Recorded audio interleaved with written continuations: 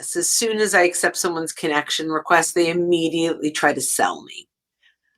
We have to earn the right for someone to want or even have slight curiosity in what you sell. So it really does exactly the opposite of what you're trying to achieve. When you pitch too soon, you isolate yourself from these folks. They want nothing to do with you. And in fact, you can even get blocked, and you get that enough, you'll get shut down. It just doesn't do what your goal is, right? Welcome to the Making Sales Social podcast, featuring the top voices in sales, marketing, and business. Join Bryn Tillman, Stan Robinson Jr., and me, Bob Woods, as we each bring you the best tips and strategies our guests are teaching their clients so you can leverage them for your own virtual and social selling. Enjoy the show. Hey everybody, it's time for Making Sales Social Live, coming to you from the Social Sales Link Virtual Studio. I'm Bob Woods, and I'm joined today, as always, by Bryn Tillman and Stan Robinson Jr. How y'all doing today? Hey. Good, how are you? Doing absolutely fantastic, because today we're diving into the 10 social selling commandments. So this is both a fresh perspective on and a great summary of the principles that guide authentic and effective social selling on LinkedIn and, just kind of mindset stuff in general. These commandments are designed to help you build real connections, create value, respect the sales process, and build, relationships, because it's what we're ultimately all about. So whether you're new to social selling or a seasoned pro looking for a refresher, this episode is for you. So unless y'all have anything to add to that before we get into the list, let's just go ahead and get into the tablets, or whatever you want to say, that have been delivered. Delivered from Mount Sinai. No. Exactly. Yeah. So just for the record, these are not officially God no. commandments. We're having fun with the 10 commandments thing. But that being said, these are real. So definitely follow these. Yeah, they're Social Sales Link anointed. Yes, exactly. Yeah, there you go. I like that. That's a good way to put it. So number 1, the connect and pitch is a bait and switch, which means, in other words, it's bad. Don't do it. Absolutely don't do it. Stan, do you want to take that a little bit more?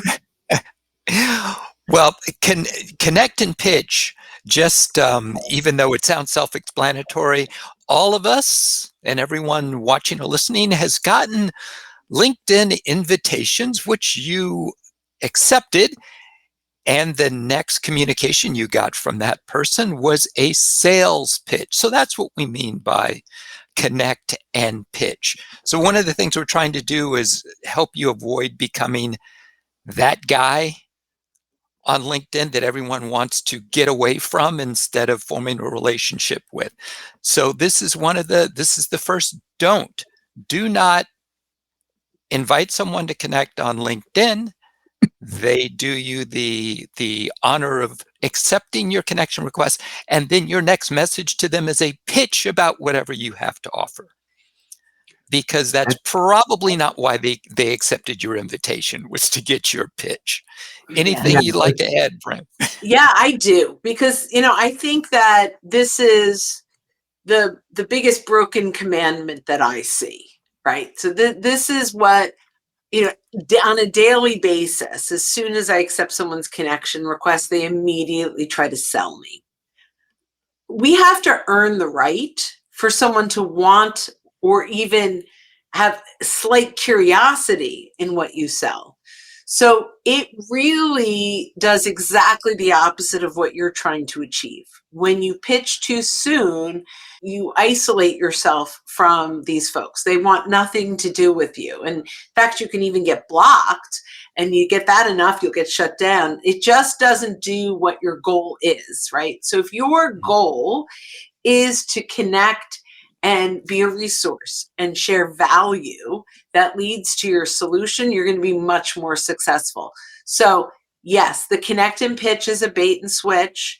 And it's really important that you get into the eyes of the consumer of your content and say, if I received this, how would I react to it?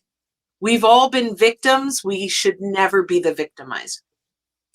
Yeah, and just remember that when you receive one, or if you're sending like that, it's considered a pitch slap, which I think is just the absolute perfect way to describe that, which I've also heard that used for people who actually use their connection requests to pitch before they even connect with someone. So you can also put that one into that commandment as well, and consider that one an absolute no-no as well.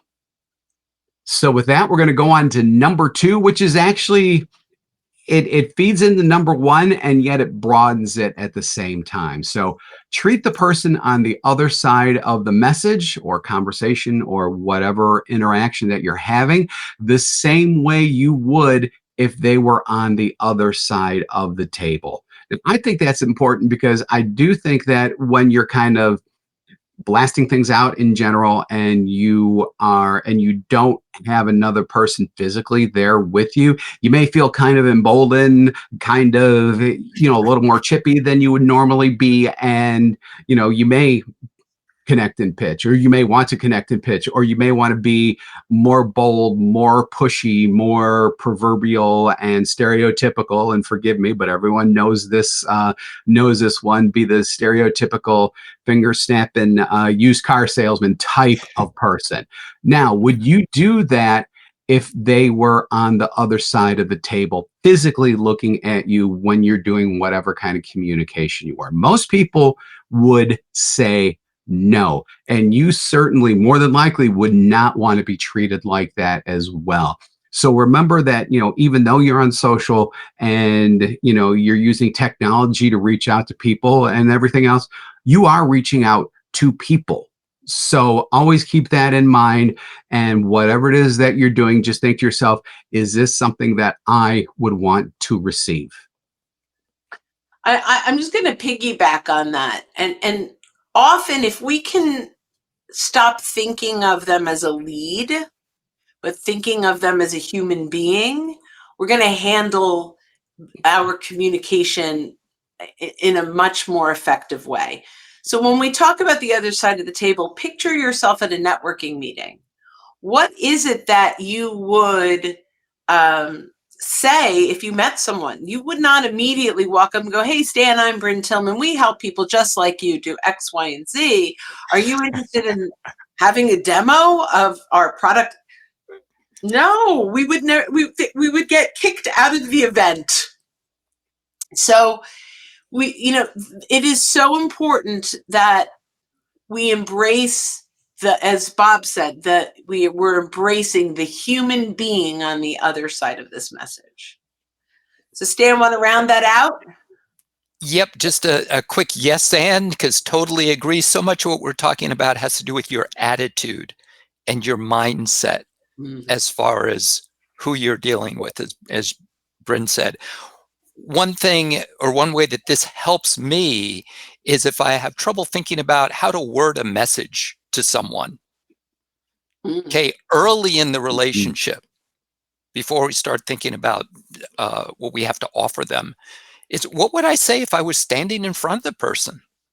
And then a lot of times it just gets a lot easier and much more conversational. So it helps some of us who have a tendency to overthink what to say. Just ask yourself, what would I say if I was standing in front of Bob?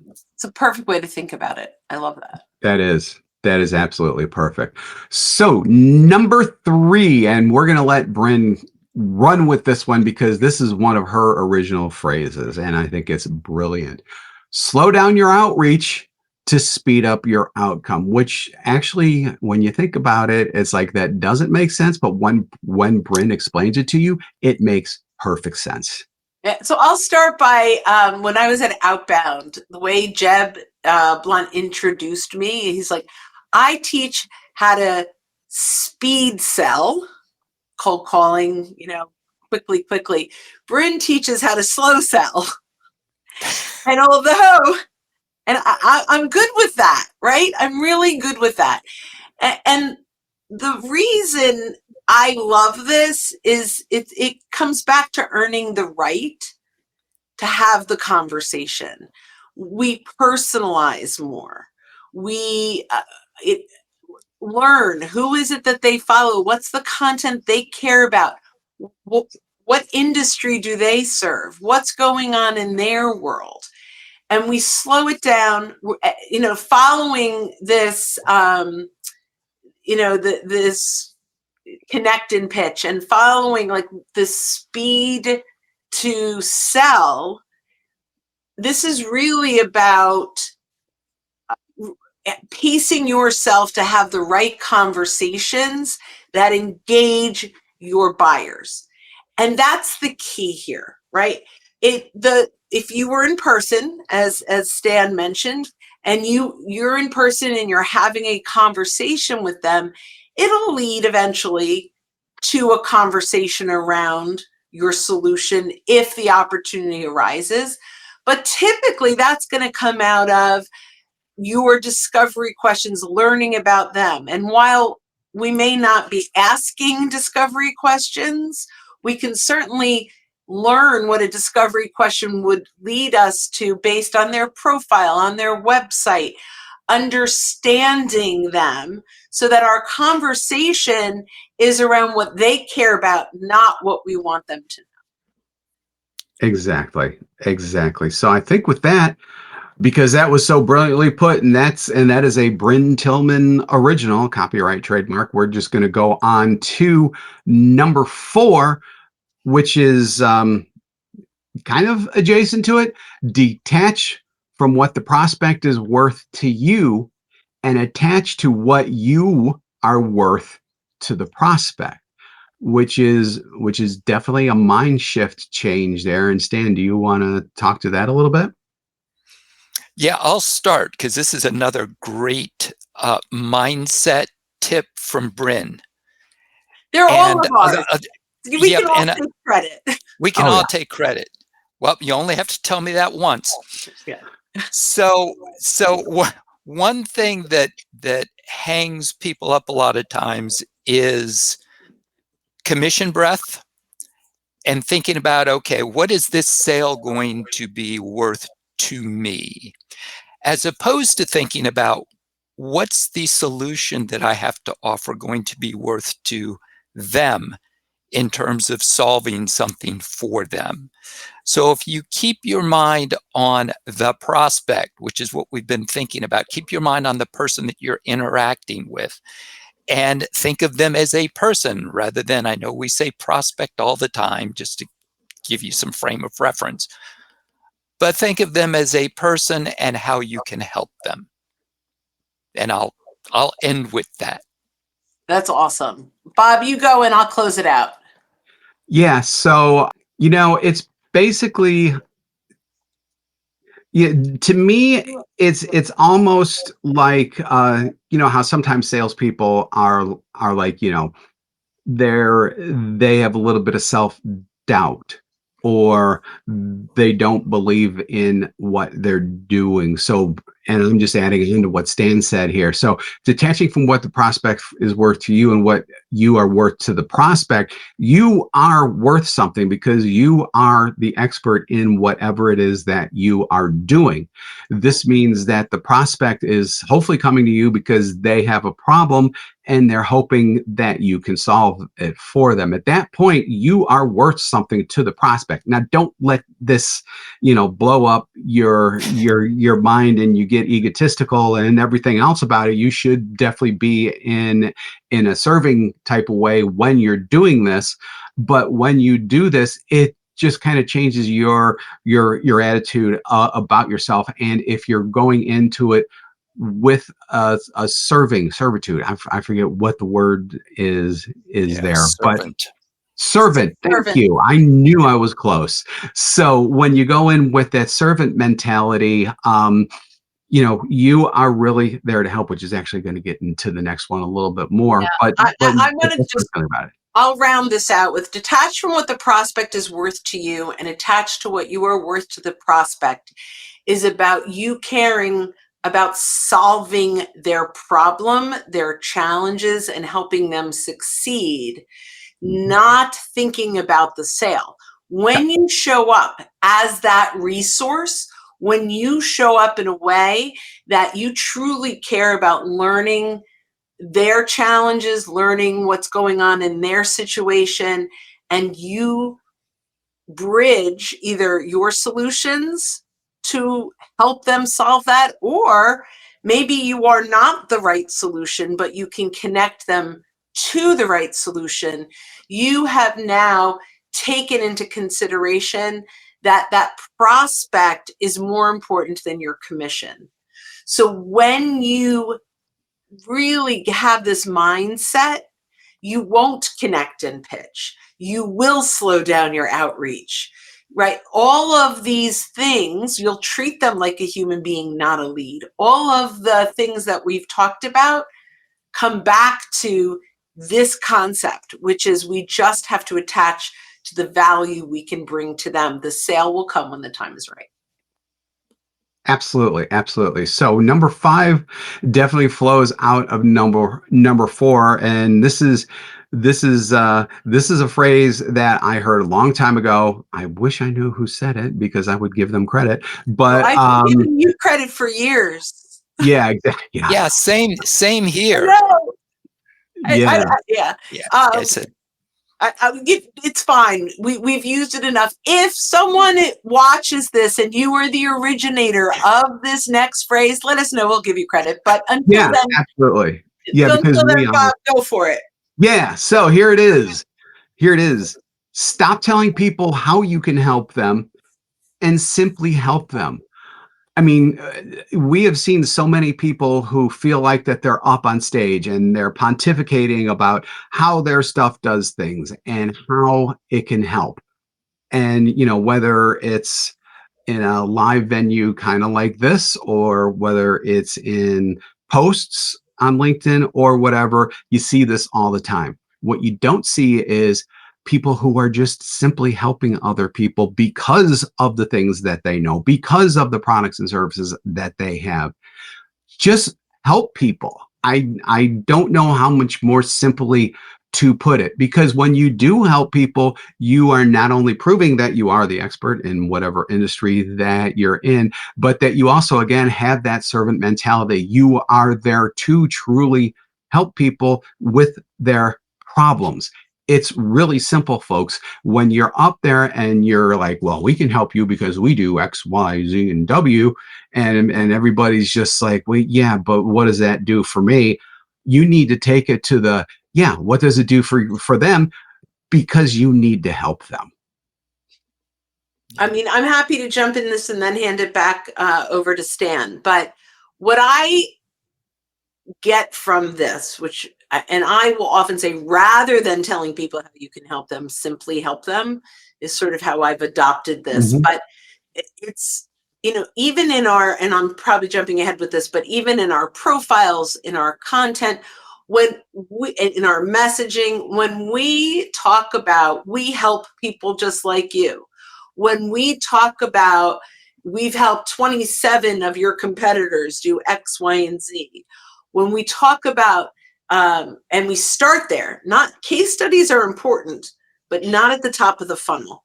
So when we are telling them very early on that this is how we can help you, before we've helped them, they don't believe us. Because everybody is saying all these things. We can help you 10 times your, and I'm just going to share, as we build out our marketing, right? And we've had professionals say, this is the verbiage that works. 10 times your sales. The three of us really sat down and said, what's realistic? Not 10 times your sales. If you have 0 sales, you're going to end up with 0 sales because that's the way the math works, right? So we really it's about being authentic, but also before you tell people what you're going to do for them, they need to experience a little of, your insights. We do this through ebooks, through our podcasts, through our live streams. We do this through our blog posts, through once a month we have open coaching to the whole world where we bring them unlimited, well, within an hour, unlimited support, right? And why? Because we want them to experience the help. When you help someone and they find it valuable, they're likely to eventually want to buy from you. And if they're not, they're likely to recommend you to someone else that might. So this is really, these all kind of blend together, but this is really also detaching from what the prospect is worth to you and attaching to what you're worth to the prospect. Stop telling them how they can buy from you and help them solve their problems, and they'll want to buy from you. All right, Stan, you can round that one out. That your last sentence rounded it out. Because a lot of us who are in the training and coaching industry, our intellectual property is what we know, and it's what we sell. Mm-hmm. And sometimes people are reluctant to give for free what they can get paid for in terms of their knowledge. And what we're saying is you need to be willing to give a lot of that away for free. You will get paid for it. If you can give away everything you know in an hour, you need to learn some more. Oh, that was a mic drop. I love that. That's great. That is good stuff. Yeah, it's the same thing of what we do here. Actually, I've had colleagues or competitors, although I don't look at anyone really as a competitor, but I've had colleagues literally reach out to me and say, please shut down your YouTube channel because you give away more value than we sell. And I'm like, well, that to Stan's point, then you need to start figuring out how to give more value, right? Like find it. And, very few people can learn everything from your YouTube channel in 20-minute increments right? And ultimately, unless you are selling only the training or the insights, and you're not selling the guidance or the coaching, rarely are they going to be able to do it on their own anyway. So, they'll go, oh, I love that. I want more of that. And that's your goal, to get them to say, I want more of that. Yep. All right. That's perfect. That is absolutely perfect. So the next one, again, kind of descends from a bunch of stuff that we've been talking about so far. Rather than sharing the content that you want to share the content that they want to consume. So in other words, not stuff that you think is helpful or just the content that you want to talk about. Share the content that's going to help them with their problems, with what they're facing, with, how it can help them, but at the same time, actually help them through the content that you are sharing. I think that was pretty simple. Stan, do you want to run with the ball after that handoff? Only that we've talked about putting on the hat of the person that you want to help. And so you just need to see things through their eyes. Most times the content that we want to share is promotional, self-serving, or it may not be relevant to the audience that we want to help. So just think and look through the eyes of your audience, and that will guide the content that you share with them. So I love this. We had a client, it's probably 2 years now, maybe even longer, but a financial advisor who started working with us and just started, and then said, I'm going to share a ton of content. And so he started sharing content and came back to a coaching session and said, I'm getting all kinds of engagement. We're like, that's awesome. Let's take a look because we want to engage back. And they were all financial advisors. And I said, so this is great start, but you're sharing content you care about. And we know this because you're engaging other people like you. You have to start thinking about, what does your prospect care about? What is it they're engaging on? And this will take some social listening. Look, what are they sharing? What industry are they in? What industry do they sell into? And it doesn't always have to be about your product and service. It could be something that's just parallel, something that starts the conversation that will lead back. So that's my thought. Yeah, 100%, 100%. So let's go ahead, and we're going to be getting out of that realm just a little bit and into something a little bit different, that if you haven't thought about this, you're going to go, my God, this one's really simple. Why have I not thought about this? Never ask a question that you could have learned from their LinkedIn profile. So people have LinkedIn profiles. They put all kinds of content in there about themselves. Most of the time they do. Sometimes they're a little lacking. We understand that. But most of the time you will see things like, current job, previous jobs, where they're located, the real basics type of stuff. So when you are on that, or when you're planning rather for that discovery call, insights call, whatever you want to say, whatever that first contact is, even if it's a networking meeting or something like that, look at their LinkedIn profile, glean some information from that about them before you even speak to them, because this does two things. One, it shows that you care enough about them to actually learn this stuff. And number two, they're going to go, wow, this is good stuff. How did you learn about this stuff? And you'll just say, hey, I just looked at your LinkedIn profile, because all of it was already there. I mean, it's something that's really simple, but yet a lot of people just don't think about doing it. But when you do it, your credibility is going to go way up in their minds, because you took that little bit of time to do that. And guess what? It doesn't take a lot of time to do either. You just need to integrate it into your pre-call planning or pre-whatever planning process that you have. Stan, do you want to go next? Just real quick, this is one of these things where if you do this, if you ask a question that was already answered on their LinkedIn profile, it wastes time in a discussion. And if you're talking to a prospective client, you want to make the best possible use of the limited time that you have.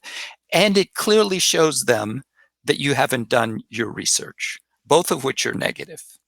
So I'll end with that. Yeah, I love that. I'm going to piggyback on that and say, never ask a question that you could have learned from their LinkedIn profile, because I don't know if that's a because, but here's the thing. Number one, don't ask. Here are things, let me say it this way. Here are things you should never ask because you could have learned it from their profile. Number one, where are you calling from?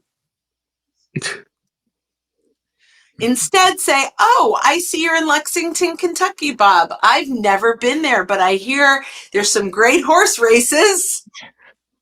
Right? Oh, right. Yeah. Well, we go to the Derby every year. In fact, my wife has really fun hats and right? Whatever, right? I've now created a rapport building opportunity.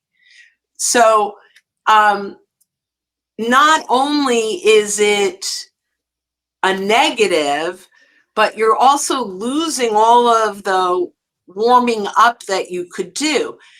One of the things I love is to look at, when did I connect with this person? So I can look in contact information and I can see the date we connected. So I could say, maybe I've re-engaged, and I could say, hey, Stan, I'm not sure if you realize this, but we've been connected since 2015. Yeah, we really haven't had a conversation yet. And then like, oh my God, like, you remember that? That's amazing. Or whatever that might be. So, or I could say, hey, Stan, I see that we're, both followers of Bob Woods and his content. Did you see the post he put out last week? It was so good. It was on X, Y, and Z. I'm happy to share that with you. All of a sudden, like, that you've made them matter. So that's where I'm going to leave that one. All right, All right. next up. Next, yeah. So next, do not use automation on LinkedIn ever, ever, ever. Couple of reasons for this. Number one, if you're watching us live right now, you can see it breaks LinkedIn's user agreement, and it's specifically 8.2.2 in their user agreement. That basically says don't use automation. And so you're probably like, well, whatever, I'll use automation. Wrong. LinkedIn is cracking down more and more and more on people using automation. They will suspend your account. They will shut down your account. I mean, it's their sandbox. You may disagree with what they're saying, but guess what? They own the sandbox. Therefore, they get to dictate the rules. And they do not want you using specifically third-party automation tools for content, mainly for like messaging and for reaching out and things like that. The other thing that it does is it really takes away authenticity, because automation is usually a sequence. You normally have to determine what you're going to say in each message ahead of time. If for some reason someone replies back something different, but there's something else in the automation sequence that automatically sends something out, depending on, that sends something out no matter what was sent into them, you're immediately going to lose that person, because they're going to, if they haven't guessed already that it's automation, they're definitely going to guess it at that point. So, two huge reasons not to use it. The overriding one, even disregarding everything else I said about the actual messaging, is that it's against user agreements, or LinkedIn's user agreement rather, and they're shutting people down because of it. So I'm going to just clarify. These are third-party automation tools. LinkedIn itself is actually starting to bring AI into its platform. So if it's on the LinkedIn platform, and we don't even know what that completely looks like yet, but I know on Sales Navigator, there's lots of research that you can do, and you can put in, there's a new, I don't want to speak too soon, but in the next couple of days, there's a new feature coming out where they're using an automated research that will help you in your prospecting. That's all okay. What Bob is talking about is the third-party Chrome extension, that products that are scraping content off of LinkedIn, and that it's the scraping the content that really breaks that agreement. So great, awesome. Oh, I have to look. I'm not ready for the next one. So yeah, I don't know. Stan, do you have anything you want to say on that topic before we move on? Nope, you all summed it up. Okay, number 9. We're almost home, folks, and we're a little long, so we're gonna wrap this up pretty quick here. Make sure your voice on social matches your voice in person. So, Bryn, do you want to take that one? Because this one's really big, because there could be such a huge disconnect on what people sound like on LinkedIn versus a normal conversation, just like what we're having right now. Yeah. So, when we use AI, it can use words and phrases that are clearly AI, like delve or fostering. Like, those are words that they're using all the time. And while I used to use the word fostering, I no longer do, because it actually sounds like AI. So that's the first piece. The second piece is that when you are asking AI to comment, when you're asking AI to write a post, if you don't have the opportunity to add your thoughts into that prompt, it's not your thought. It's not in your voice. So anytime you are using AI, and shameless plug, we're launching AskSSL.ai shortly, so reach out if you want to be on that waiting list. Most of what we do is make sure that before we complete a prompt, we're asking you your perspective, your thoughts, how you would access or how you would perform or how you would integrate, so that when that comment or that post or that poll is given to you, it's in your voice. It is critical. Oh, so critical is a word that AI uses. So maybe I'll say it is vital. Critical time. It is vital that you don't post something that doesn't sound like you in person, right? If you would not say it on a call, don't say it on LinkedIn or in your messaging. And speaking of saying, the easiest way to do that is to read it out loud. Oh, that's a Read the great. content out loud.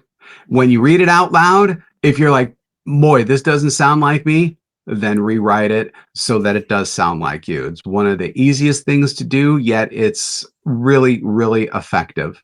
And, keeping in mind, like Bryn said, there are some words that you quite frankly may use, but that AI uses as well. So definitely keep track of those so that you're not using that in your copy, and maybe even try to train yourself out of it in your own little brain, like my tiny brain that's always trying to train myself out of those things as well. Stan, do you have anything to add to that real quick? Just quickly, that this is a problem that existed pre-AI. If Yeah. someone else was writing your content, or if you were trying to copy someone else, maybe you didn't think you were a good writer. So we just come back to whatever you do, review the content, read it out loud, and make sure that it sounds like you. Yeah, I love that. Now, I think that is amazing to think about, because I really didn't. But when we hired ghostwriters, if they didn't interview you and they just went out and researched and wrote content, yeah, that was just as broken as this. Yep. Ooh. Yep. You guys always get me thinking. You do. That's an excellent point. So our last one, and then we're gonna bring it home real quick, and we're gonna do this one real quick too. Respect the inbox. So your offer of content, when you are offering content, should be permission based. So in other words, don't offer content and the link to it specifically proactively. In other words, you should ask first if they are interested in receiving that content. If they message you back and say yes, then you have permission to send that to them. And we learned that very specifically. We had someone and I don't remember who, but who essentially told us, making a long story short, that it feels spammy if you send the link along with the offer, to really space it out and give it just a little bit of extra room so that it doesn't feel spammy, because you don't want to look like that you're being spammy when you're really not. You just want to share information, but yet there are times when, even though you have the right thing in your heart that you want to do, that the presentation of it may not be absolutely perfect. This is a way to get around all of that, and also show that you care enough to not just proactively offer something, and that you're gauging their interest in something before you send the link. Stan? Yeah, that's so well said. The main thing is respecting their inbox, and the fact that most of us have inboxes that are overflowing. And we're not talking about necessarily promotional content here. We're Yes. talking, even if this is content you feel or you're pretty sure this will be of value to them, it may not have anything to do with your solution. You think this will help them, still ask their permission, because it respects their inbox, it lets them choose, and it increases the likelihood that they'll actually read it. Yeah, I'm going to just close this out. I love everything you said, but respect the inbox. Your offer of content should be permission based. And we did the research to prove it. So we did have, and I believe it was Larry Levine who mentioned sending content without permission felt spammy. I will have to double check on that. But we tested it. right? So what we did is using Smart Links, which is a feature in Sales Navigator. We went to 100 first degree connections and said, hey, we came across this curated piece of content from Jeb Blunt, and I thought you'd find it valuable. Here's the link. And because it was in a Smart Link, we could see who clicked through, and we could see how many times it was clicked through. And we got 19. So that was pretty good. And we were like, oh, I don't think this is a bad thing at all. And then we did 100 messages permission-based. Hey, came across this content, thought you might be interested. Here were some of our takeaways, or here were some of my takeaways. If you're interested, let me know. I'm happy to send you a link. 69 people responded, yes, please send it, and 58 clicked through.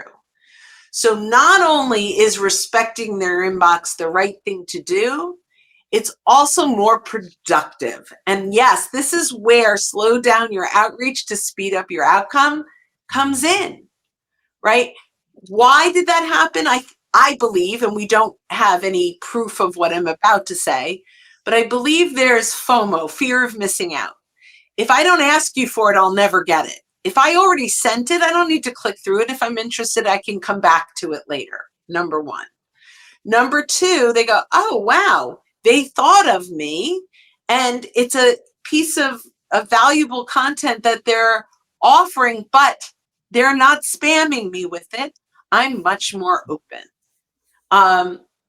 The bottom line is the number three is it starts a conversation, even if it's a one-word back. Would you like this? Yes. We now have and then I send it. We now have a conversation and engagement. And I really believe that at the core of all of this, if we are not starting conversations, then we are not social selling. We're just out there engaging. So that's my story, and I'm sticking to it. So we all need to stick to these things, and by following these 10 commandments, you'll always remember that LinkedIn and social selling are all about building relationships and bringing value, keeping your audience of prospects and your customers and even your networking partners and everyone, always have them at the top of mind.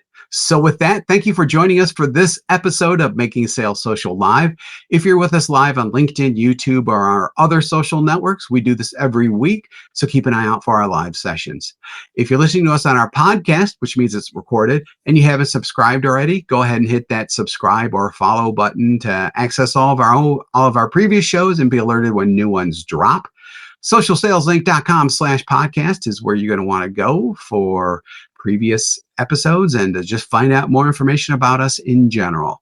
We do 2 shows weekly, this one and our Making Sales Social interview series, where we talk with leaders and experts in sales, marketing, business, and many more areas. So when you are out and about, be sure that you are making your sales social. Bye, guys. Don't miss an episode. Visit socialsaleslink.com/podcast. Leave a review down below. Tell us what you think, what you learned, and what you want to hear from us next. Register for free resources at linkedinlibrary.com. You can also listen to us on Apple Podcasts, Spotify, Stitcher, and Google Play. Visit our website, socialsaleslink.com, for more information.